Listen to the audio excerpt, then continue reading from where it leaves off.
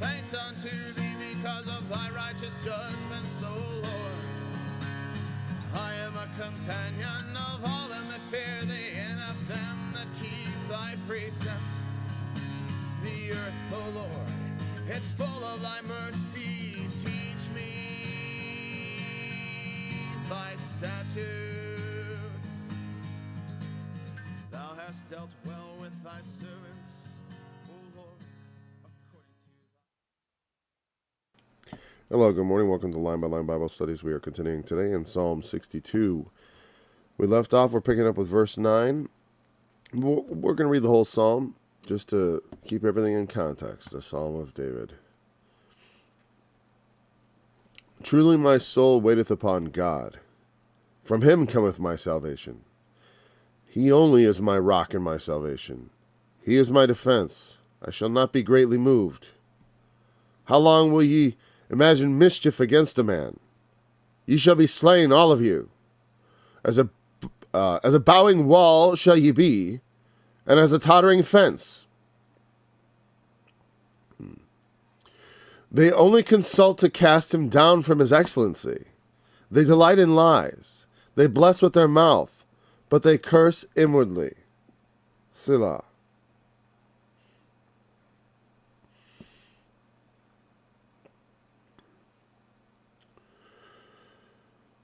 My soul, wait thou only upon God, for my expectation is from him. He only is my rock and my salvation. He is my defense.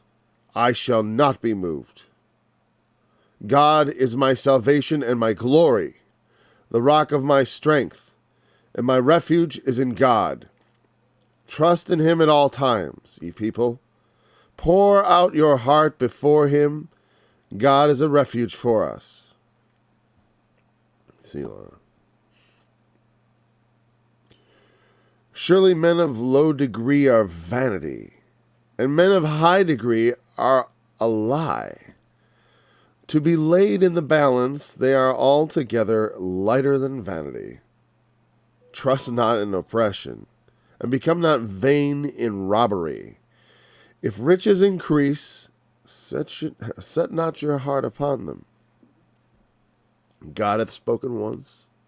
Twice I have heard this, that power belongeth unto God. Also unto thee, O Lord, belongeth mercy, for thou renderest to every man according to his work.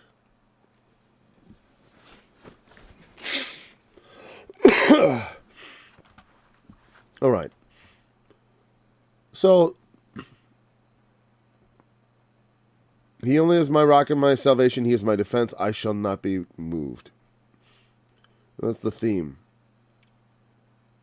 Because there are things to which there are things against which we need something to cling to. There are forces. The imagery of clinging to a rock always brings to mind water. Like clinging to a rock in the midst of the raging seas. There's also the idea of a rock as a high defensed place, a place of like a natural fortification. Hold on a second.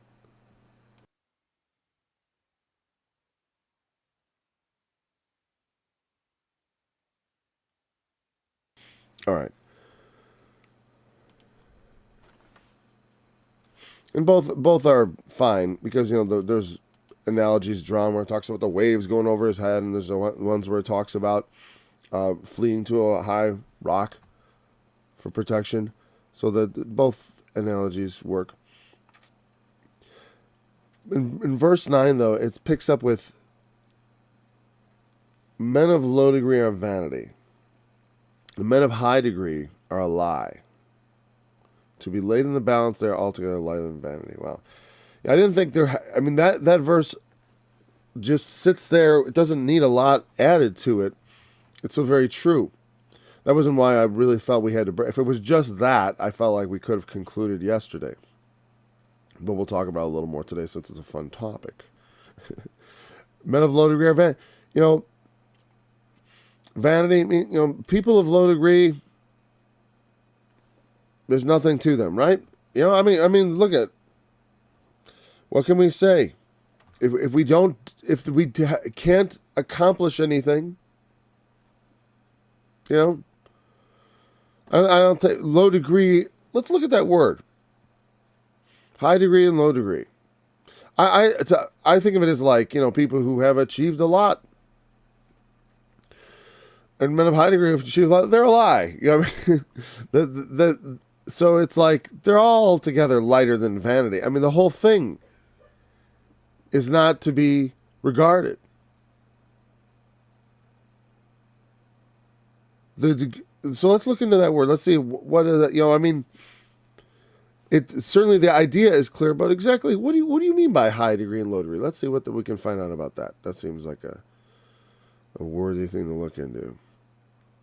Low degree, no, that's interesting. All right, I'm gonna have to bring you all along here. Just a smidgen of a second. This is odd. Not odd, but it's like, okay. So when I highlight it, oh, look at it. That's all one word. And that's all one word? Huh. Oh, I get it. I get it. Okay. So here's what the thing is. I don't know why it's men of, they highlight it wrong on the website. You have a mistake here, you know. Okay, this is the first one I found. They have a really great website, I'll tell you that. Or maybe there's been a few others similarly, actually, because I know the men of low degree is Adam, and men of high degree is Ish. All right, it's not so much about accomplishments. Okay, we'll talk about it. It has to do with the meaning of the word man in Hebrew. And they do have men of low. They do have a word that refers to man in his common sense as just a human being. Adam. That is human. You know, when I say we are only human, you know, right? Only human. That's saying that I'm the merest human. That's what Adam, a man viewed from his low degree. When you say, I'm only a man, because you can say this, and it's totally true, that there's an aspect of humanity which is just very low. We're very limited creatures. Our powers are very small.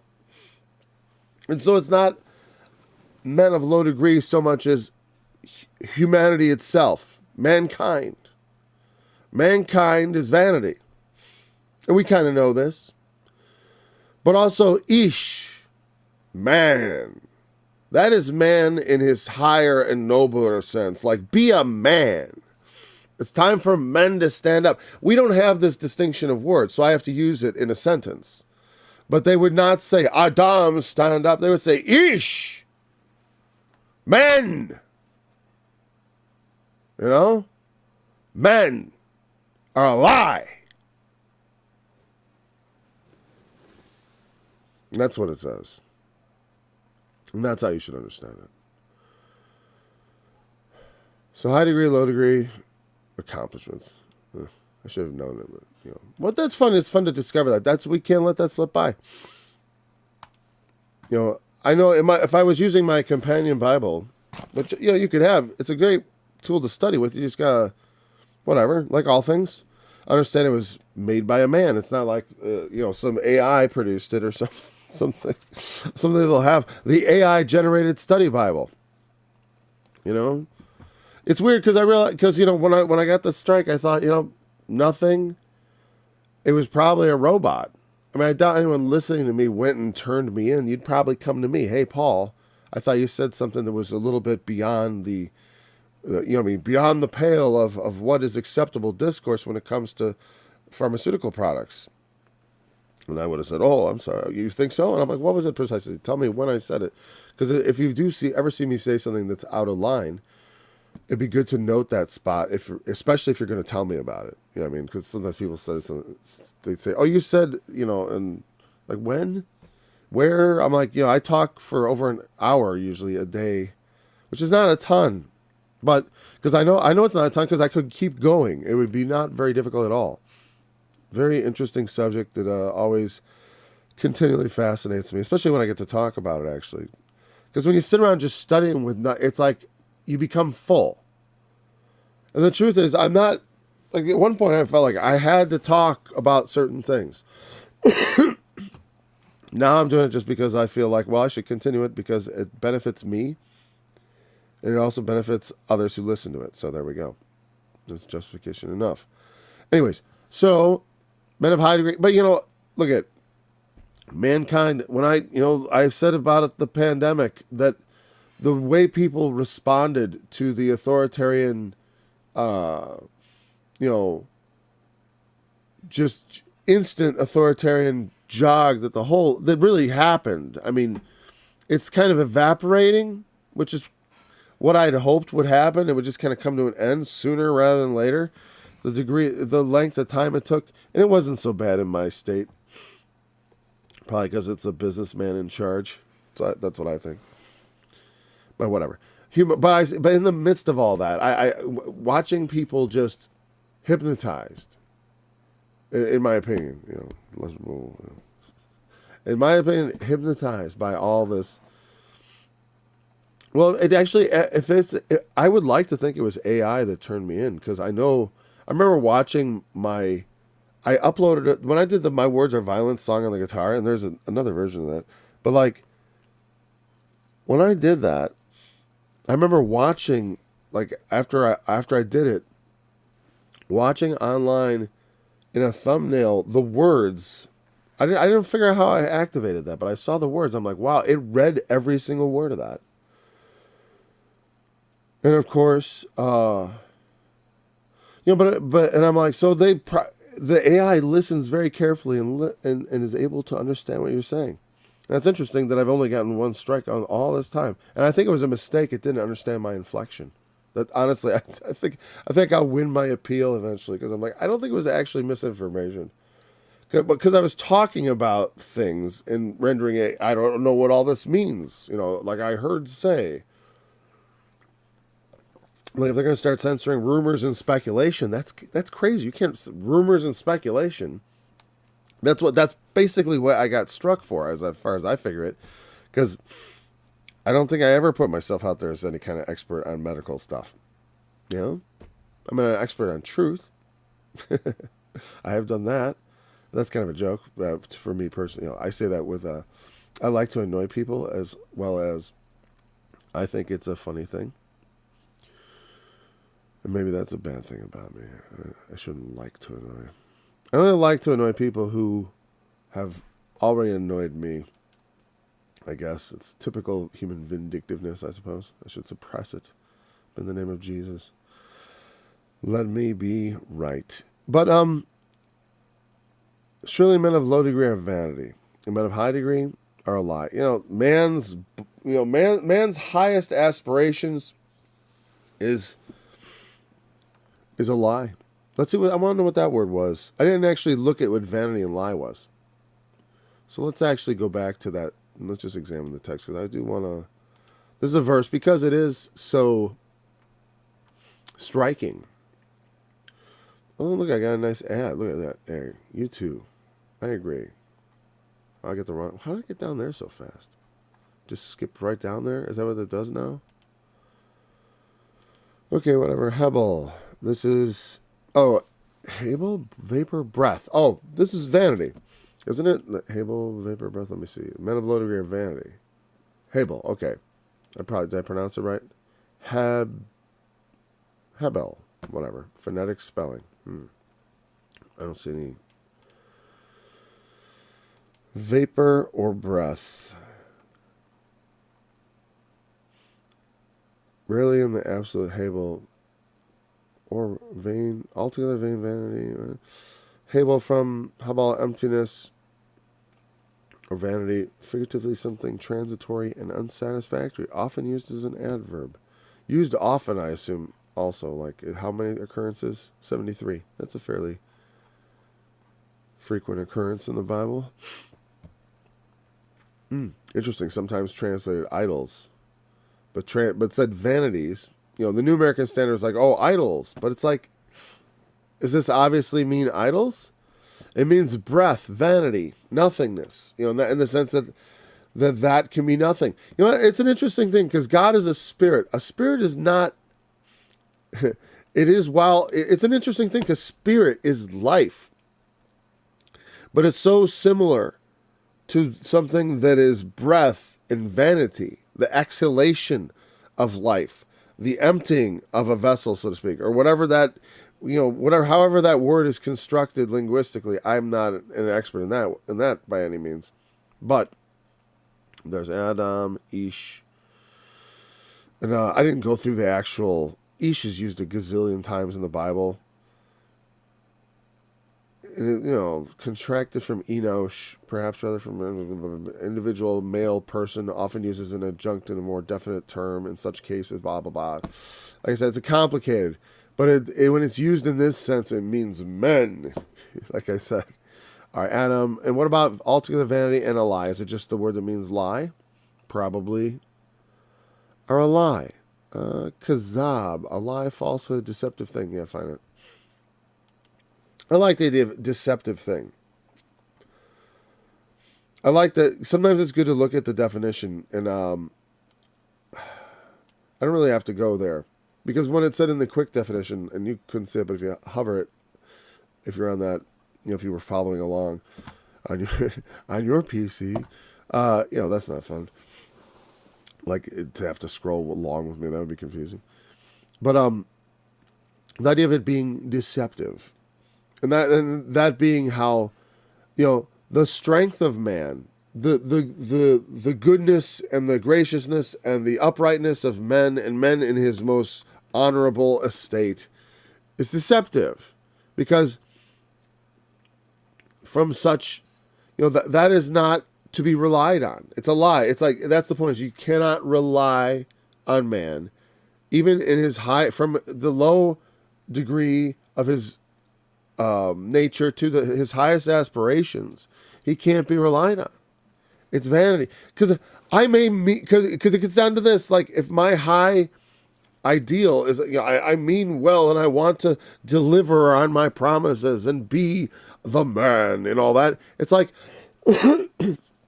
I can't add one moment to my life. I can't make one hair white or black. I mean, I could dye it, but I can't change the essence of what is coming out of my head. I can't add a millimeter to my stature. I'll probably lose some.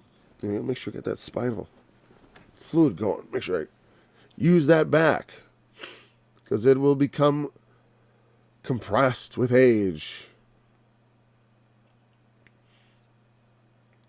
I can't fight against it. I am limited, even in my high nature, as far as the nobility of man is deceptive. You cannot count on it. It's a lie. It's lighter than vanity, especially when you're comparing it to God, because you say, "Well, I believe in loving our brothers and relying on them." That's what being part of the body of Christ is about. I trust in my brethren. I trust what they're doing. I'm not a monitor of my brethren. I'm not like a shepherd of sheep. That's not me. But I trust that. But the thing is, but I don't put my trust in that. Just like I assume you don't put your trust in me. I don't give you anything to put your trust in. I was trying to do that. To make sure to do that. I don't tell you. I don't make a big deal about it and say "Oh, don't trust me." I try to show you how to do things yourself that you need to do for yourself. Because the thing is, there are things that men can do for you that you can do for yourself.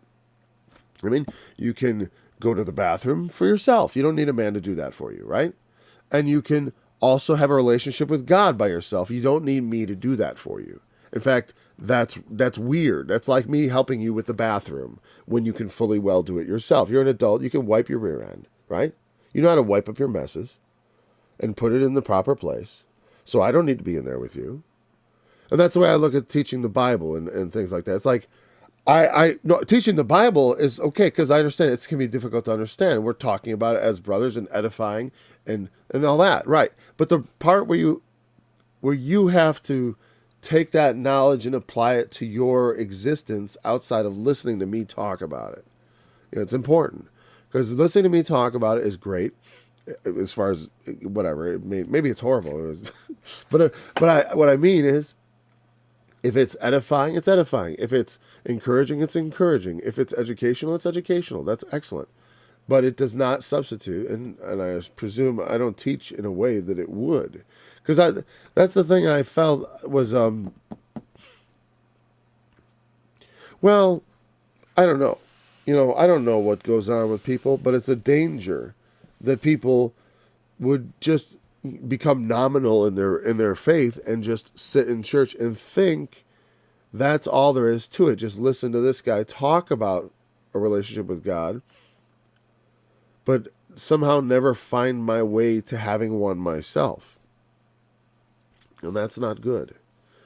We want to find our way ourselves. We want to, and it's okay when we're new at it. Of course, you have to have someone help you in that relation. And the danger is of associating with the man the relationship. And men can't be relied on, even in their highest, but through God's power. Because that's what it gets in verse 11. Power belongs to God. I'm not teaching you to not trust me as a brother. All I'm teaching you is how to also become empowered with God. Because men are lighter than vanity. Don't misplace your trust in men, whether high or low. There's a particular kind of trust that goes only to God. A particular place that belongs only to God. Trust not in oppression, and become not vain in robbery. If riches increase, set not your heart upon them. There's trust in God, and then he pauses, and he talks about now man. Men are trusted. Men put their trust in things like oppression. They do.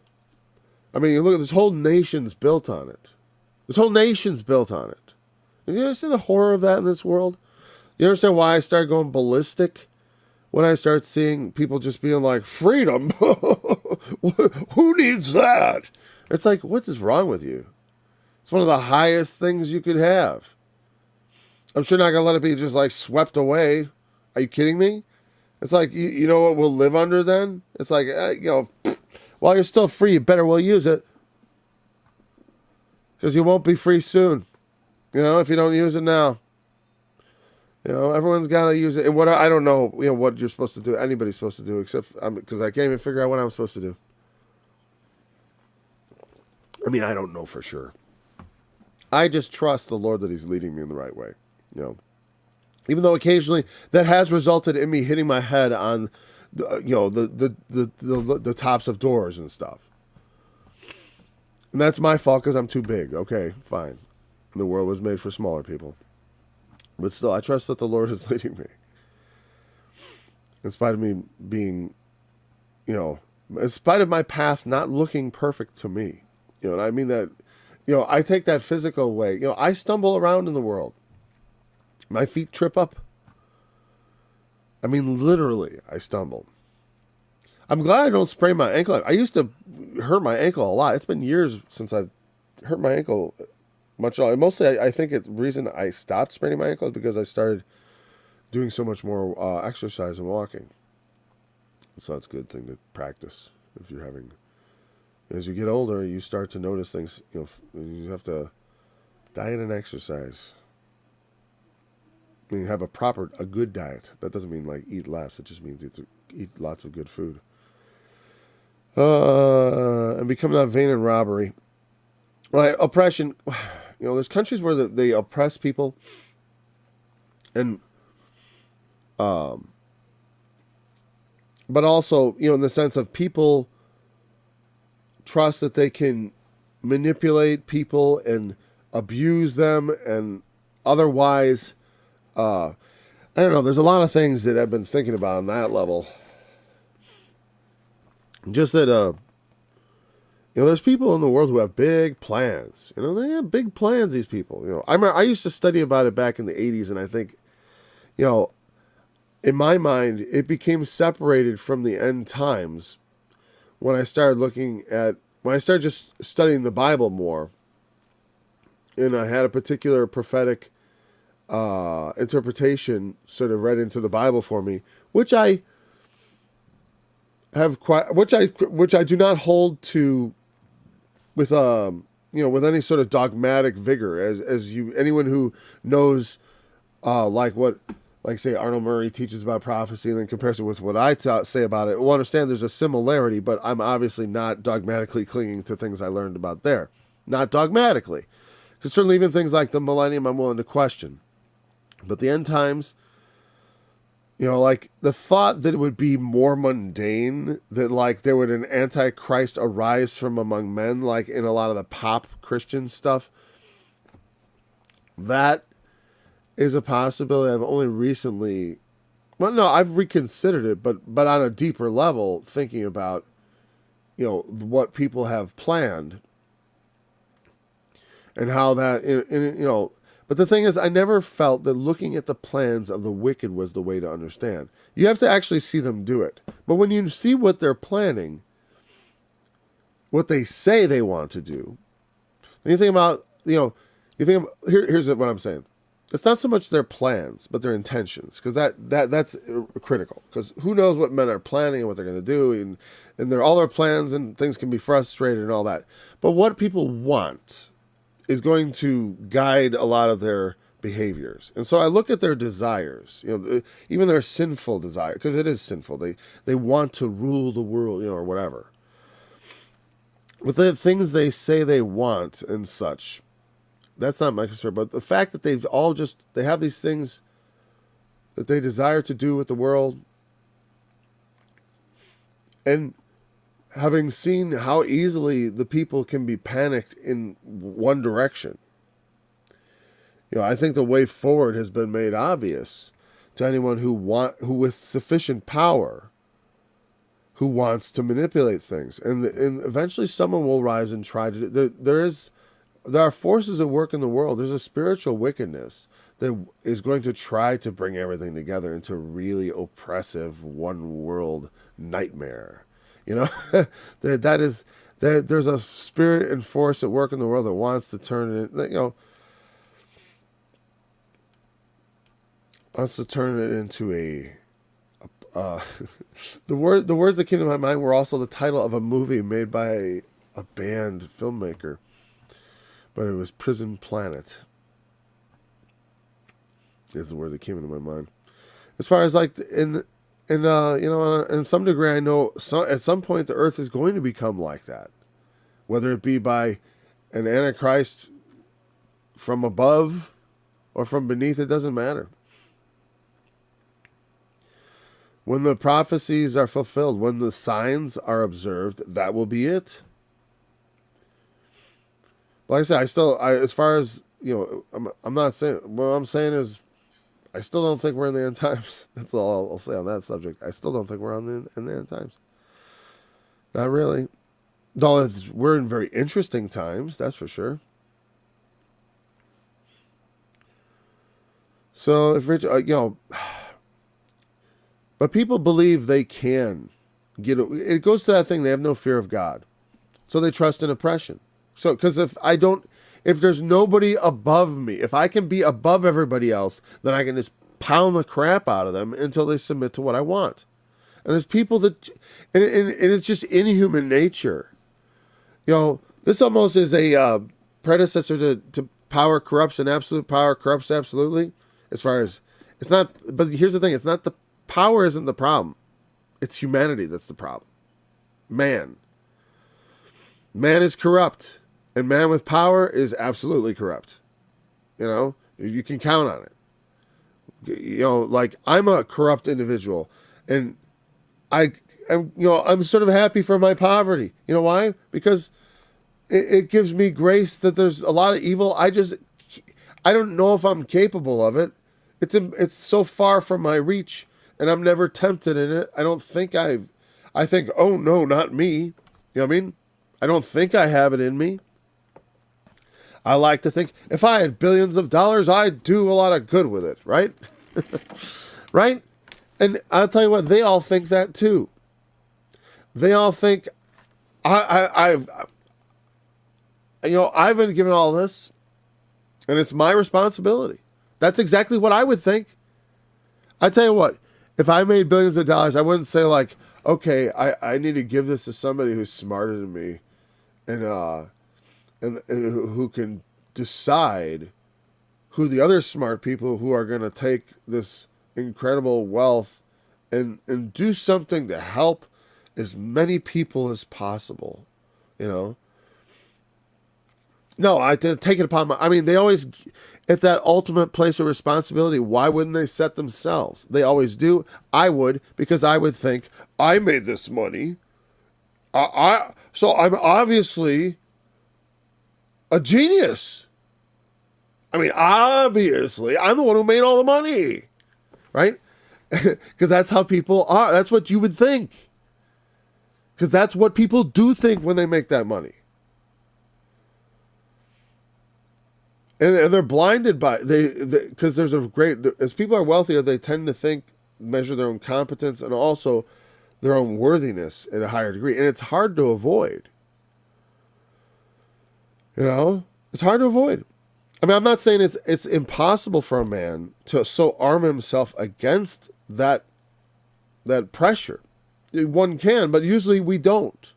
I don't know. I say surely not me, right? I'm telling you, I think surely not me, but I'm like, I don't know. I haven't been tempted. I know one that haven't been tempted. Because what I've learned in my life with the money I've made and and spent, it's like, I would probably just hang on to the money. That's what most people do. Like if I, like $1 million dropped, I'd probably spend it at a greater rate than normal. Buy a few too many big things I shouldn't. Maybe give some to charity, like something like that. So I'd figure it out, or maybe I'd get around to that, or maybe I'd just find that the charity of it's only $1 million and it's like a few years, it's like that's not gonna go anywhere. Invest it. That would be the wise thing to do, right? But then again, for what? I often thought that too. Like, I'll invest. I'll make an escrow account or something that pays interest and then takes care of the property taxes for my family, so that we'll be set up forever. That mentality is like, it's not a good mentality. What's it saying? I want to just retire from labor, retire from questing for. I understand, like, sometimes when you have a job that you don't like or a career you don't like, you want to just make all the money and get out. But just have something to get into when you get out, Because human beings, I think, thrive from being productive in a good thing. Something that's meaningful. That's why it's like, I would rather trade more time with my children and being a part of raising them than having, newer cars, whatever. I don't care. Whatever. What did I trade? I don't feel like I lost anything. So I think the security of money, the security of just having money in my bank account, I guess. Not running, usually, getting down to one digits from time to time. Not now. But there were times, it's like, I was counting the change, right? We need milk. Thank God not now. with gas almost creeping towards $5. Wars and rumors of wars. Men's hearts failing them. Well, not exactly just yet. It felt like that for a while. They weren't failing them, but they were just about. In my most cynical, during the pandemic, did men's hearts fail them for fear? In a certain sense, the sense that they weren't men enough to stand up against all this, and that they're still not men. It's like a lot of the restrictions have been removed, but not all of them. There are places in this country where I can't go. Not that I've ever wanted to go there before, but it makes me want to go now. You know what I mean? It's like, like during the when they had segregation, maybe the black guy didn't want to go eat with all the white people in their rude ways. He would rather eat with people whatever that he knew or whatever, because they weren't friends. He didn't know these people. They're not friends. They're not friendly. But the fact that he wasn't even allowed to go in there would obviously grind a bit. You know what I mean? And not around me as far as I know, but there are some places where they are still, these passports, all this nonsense. You got to show your proof of this and that, show your papers. It's like, it almost makes me want to go there, but I'm not a troublemaker. I like the trouble to come to me. So I generally, unless making songs and teaching Bible studies is making trouble, I don't know.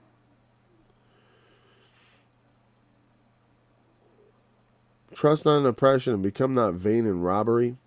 If riches increase, set not your heart upon them. That's the thing is people, when you get riches, you think, oh, my riches. Now everything's taken care of. I'll never have to worry again. I'll put it all in the bank and save it. Oh, and I have security. Security.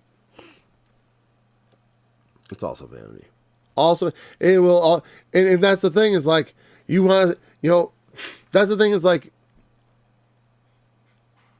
one thing, nice thing about not having a lot of money saved up or anything like that is like, you can ride that wave of inflation. It hurts as it passes. It can hurt bad. You just paddle a little harder, right?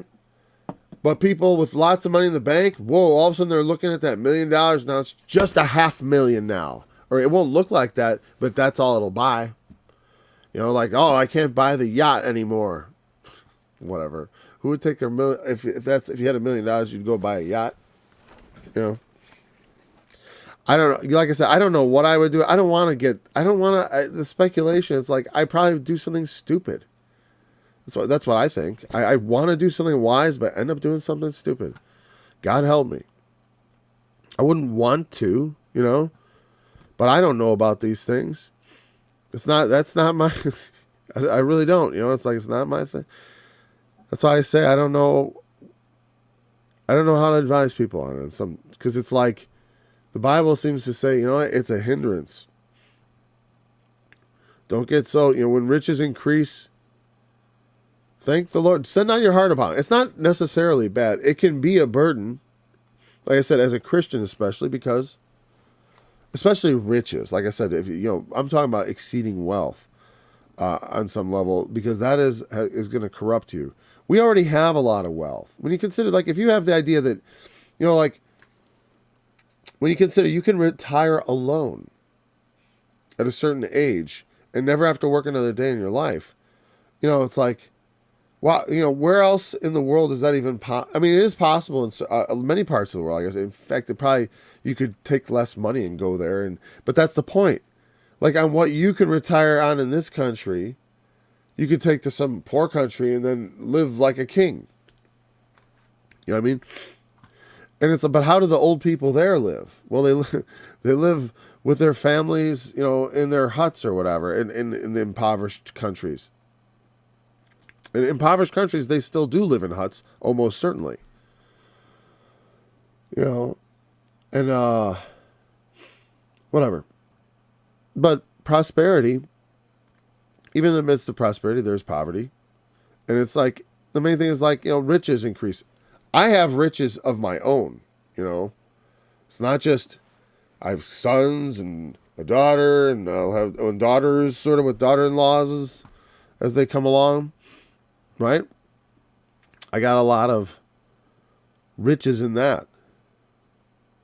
I've got wealth in, I do have a significant piece of property, To me, that's wealth.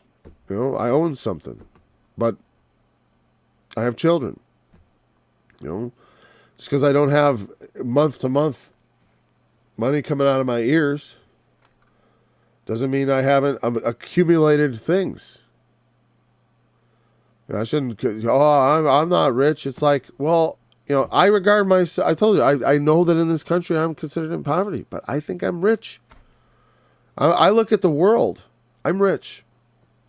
I'm pretty sure I'm a rich guy. When people come visit me, they're not like, you poor people. People are always like, this place is amazing. It's like, not exactly like that. But I mean, no one has ever said that actually either. But like, people say like, wow, it's cool place you got. Nice. There's trees and barn and whatever. There's lots of fun. No one ever says, like, oh, all these poor kids, where they have to live in squalor. Because they don't. But you see the way children live in some parts of the world. Is my heart set on this? It sort of is. I want to live in peace. I want to die in peace. But all the men of the world, they want war. They want war with each other. And now they're having it. Oh, boy. Yeah, I've always, I oppose war explicitly. Only the Lord is entitled to make war. In righteousness he doth judge and make war. The only war I make is a spiritual war that I wage with my tongue, with the sword of the word of God against the enemies, by speaking the truth, by teaching the truth. We wage war against the real enemy, which is the crummy ideas that lead to all this garbage we see going on in the world, all this death and misery, oppression and wickedness. It has to be fought with. The people have to know. They have to know what's right, what's wrong. But they also have to understand and fear God. And they will learn his fear one way or the other, but we'll all have to suffer as they learn. Trust not in oppression, become vain in robbery. Become not vain in robbery. I didn't say much about that. And now I look at it, I'm like, why? I didn't think much about it either. I meant to think about it. Vain in robbery. So, become not vain. It's Hebel again, the same vain word as men of low degree or vanity. Okay. Robbery and gazelle, robbery. Okay, so there's nothing translation-wise that I think I need to worry about. So it means, I think in the sense is more of like through. Because as you rob people, you sort of, you become less. It's like, it's every time you rob someone, you lose a little bit of your soul. You know what I mean? When you take advantage of people, what happens is people start to become cynical. Like these rubes, the Carney attitude, that sort of cynicism creeps in. And they become vain because, when people, because people trust that they can take advantage of people and either railroad them through deception or just through violence. They can just get away with violent acts, just lots of violence in the world. Like I said, there are whole governments that are basically just criminals who have, like North Korea. There's criminals just in charge of everything and just ordering everything for their own pleasure. And they have their reward,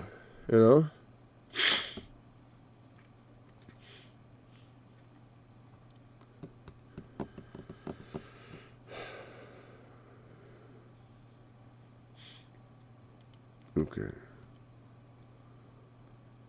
God has spoken once, and twice have I heard this. That's like a kind of a figure of speech, and I'm not sure what it means. Once, twice. Like Jesus used to say, verily, verily, I say unto you, God has spoken once, twice have I heard this. I suppose what it means is like, this is an important truth because it's been repeated. You know what I mean?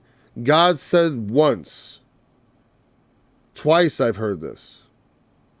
Once and twice, once and again, line on line, precept upon precept. It's kind of the basis for which we even, like, the study was named on the concept, like this live stream, line by line Bible studies. It is related to when Arnold Murray used to say chapter by chapter, verse by verse. Said that, and that's what I wanted, was someone who would chapter by chapter and verse by verse just take me through and help me understand. And that's what this is about too. It's the same thing. It's like just an alternative. Because unfortunately for that ministry, the reason I stopped talking about it too is because the son just doesn't have the charisma, and the ministry is going to die under his. It'll just peter away. It'll still always exist, of course. He built too big of a movement to completely lose, but it's going to be like a lot of those things where they're still following the preacher who died years ago. And it'll have its adherents, and people will come out of it, and it'll slowly shrink, and it'll become just a minor thing. It always was, anyways. All right, God's power belongeth unto God. That's the message of that, though. Once, twice. Power belongeth unto God. Men crave power. We talk about power sometimes, but this is. I mention it because I know it is a significant thing in the world. People fixate on it. They want power so they can do good. That's why people crave it, for the most part. It's a different view of what's good. It could be, I'm going to do good. I'm going to be in charge and be able to have everything go my way.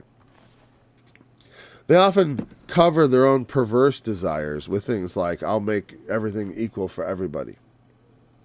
And it's always just some low intellect person who's just brutal enough. They get there in the position. They're like, okay, now we just make everything equal, and they just do it. They think they're doing good, or like we're gonna save. It's always we're gonna save everybody. We're gonna make good things are gonna be good for everybody. But you just gotta do what we say, and if you don't, we're gonna club you, maybe kill you.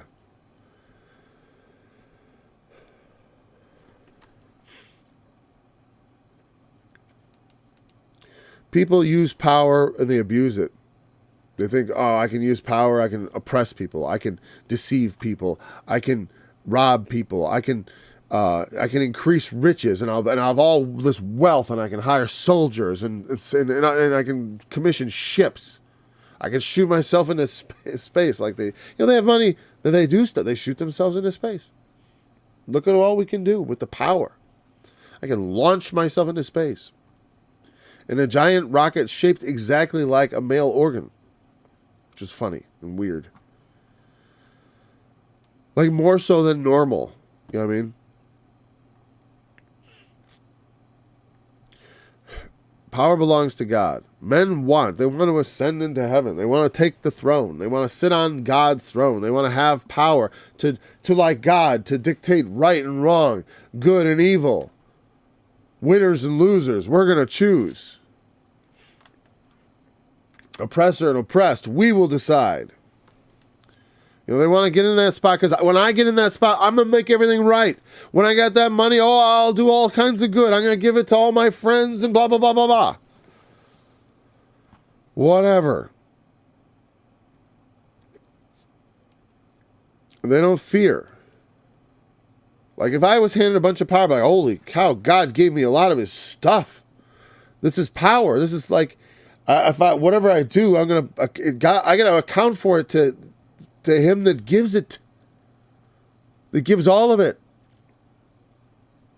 Lest it be a curse to me, and I become a curse to the world. Because that's what happens. People become empowered, and then instead of doing good, they do evil. Because you will not be judged for the good intentions you espoused, but rather by the evil that you did. When we have power, we better fear, because we're playing with God's stuff. You know? That's why when people get too much power, they start playing God, because they forget that they're not God. They start playing like they are because they got too much power. Power belongs to God. But here's the thing. It belongs to God, and he's given each of us a bit of it. It belongs to him. But we have to use what he's given us, the power he has given us, to do good and to fix and to make right what is wrong. There's no other option. It's your talent. You're responsible for it. God wants a return on his investment. This is something Jesus made quite clear. It's not some Old Testament concept. It's a very New Testament-y type of idea. You've been given power. You better do good with it.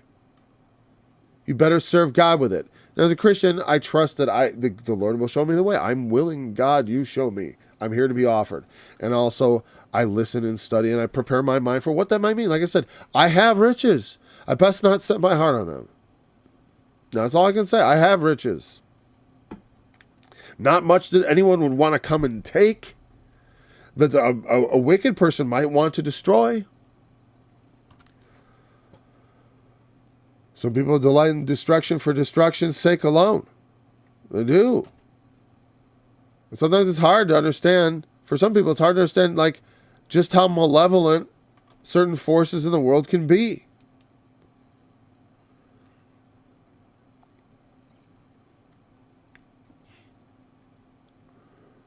God will render to every man according to his work, and also mercy belongs to him.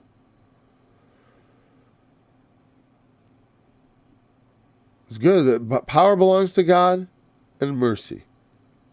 God gives mercy. God gives power, uses it. And also judges it. Judges what the exercise of power. When he gives it into into the power, when there's a prince of the power of the air, he has given things unto the power of Satan. He's given Satan power over certain things, the enemy. He's given men power over things, oftentimes not good men. But again, they will answer for their use because it belongs to God. That's what they're doing when they play God, when they fear not God and do things, therefore, that amount to oppression and robbery.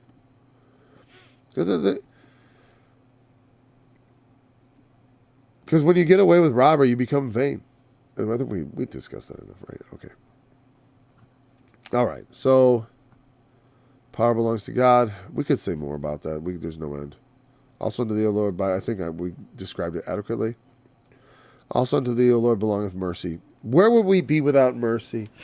Mercy is what, the cross is the representation of God's mercy towards us. It is his offering of his Son in sacrifice for our sins. And by that, by faith in his Son, we obtain mercy from God, forgiveness of sins. Grace, we are saved by grace through faith. And that not of yourself. Which means the faith is not, even faith itself is a gift. Because not all men have it.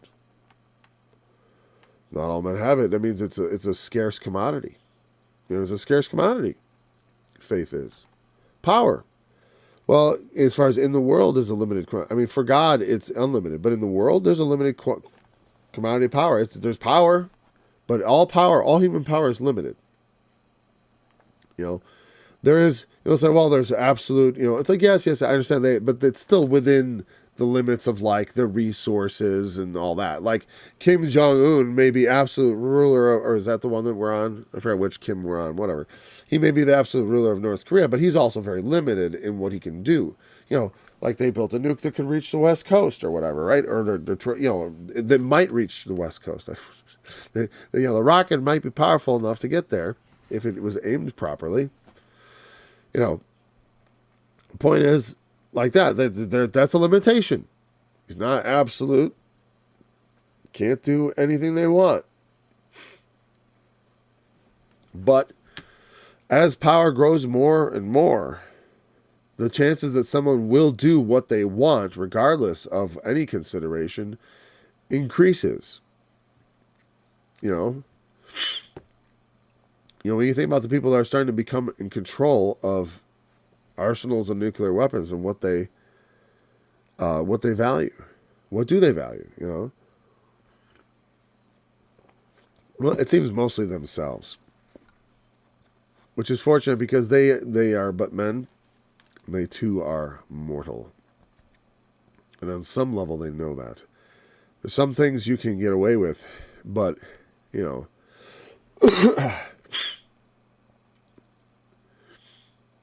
if you know you're going to get into a gunfight in which, you're going to be shot, no matter what. Like, no matter what, you're going to get shot. You going to go out to that? Well, a heroic man might.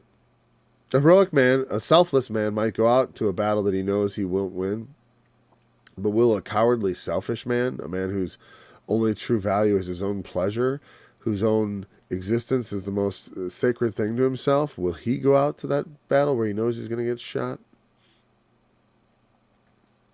Not without a gun in his back, so if he happens to be the dictator of a country, I think not.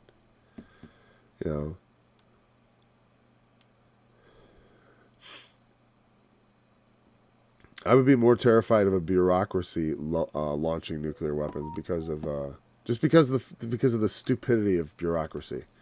An individual, now madman, yes, but the particular type of madman that gets to be dictator, usually, until their back is against the wall. That's the thing, is when you corner a rat, you gotta be careful it doesn't bite you. Okay, Psalm of David when he was... We're not gonna start another psalm. I'm just gonna finish up here. Thanks for joining me today. We're gonna continue in Psalm 63 tomorrow. Until then...